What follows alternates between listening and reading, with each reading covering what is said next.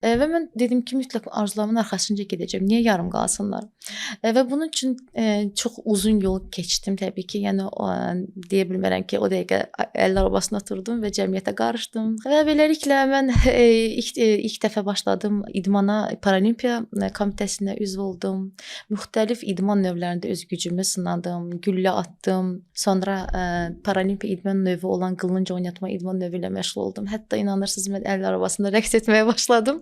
2012-ci ildə qulağıma çatırdı. Bəziləri deyirdi ki, bu nədir? Bəziləri məzə kimi baxırdı ki, yəni əl arabasında nə rəqsi? Bəziləri yuxarıdan aşağı baxırdı. Bəziləri deyirdi ki, qız hara, əl arabası hara, rəqs etmək hara? Yəni bunları hamısını özümdə də hiss edirdim. Təzə vaxtlarda biraz çəkinsəm də, lakin öz yolumdan dönmədim və mən Latin Amerika proqramında əl arabasında idman rəqslərlə məşğul oldum. Müxtəlif beynəlxalq yarışların həm iştirakçısı, həm də qalibi oldum.